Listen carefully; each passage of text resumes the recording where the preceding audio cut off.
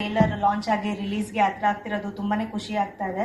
And ನನಗೆ ಮೊದಲನೇ ಸಿನಿಮಾದಲ್ಲೇ ಈ ತರ ಒಂದು ಒಳ್ಳೆ ಆಪರ್ಚುನಿಟಿ ಆಗಿರ್ಬೋದು, ಸ್ಟಾರ್ ಕಾಸ್ಟ್ ಆಗಿರ್ಬೋದು, ಆಮೇಲೆ ಒಂದು ಒಳ್ಳೆ ಕ್ಯಾರೆಕ್ಟರ್, ಒಳ್ಳೆ ಟೀಮ್ ಎಲ್ಲ ಸಿಕ್ಕಿದ್ದು ನನ್ನ ಅದೃಷ್ಟ.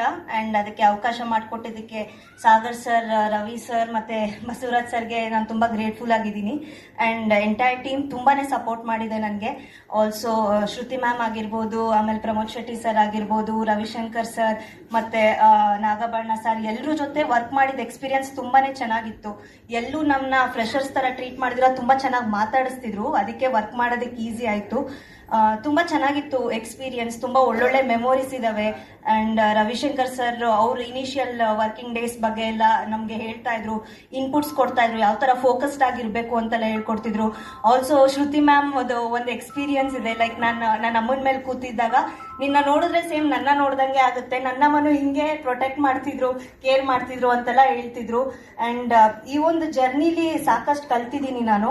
ಅಂಡ್ ಈ ಟೀಮ್ ತುಂಬಾ ಸಪೋರ್ಟಿವ್ ಆಗಿತ್ತು ನನಗೆ. ಲೈಕ್ ನಾನು ಒಂದು ಮೂವಿ ಸೆಟ್ ಅಲ್ಲಿ ವರ್ಕ್ ಮಾಡ್ತಿದ್ದೀನಿ ಅನ್ನೋ ಫೀಲೇ ಕೊಡ್ತಿರ್ಲಿಲ್ಲ, ನನಗೆ ಮನೆ ಅಂತಾನೆ ಅನಿಸ್ತಿತ್ತು. ಅಂಡ್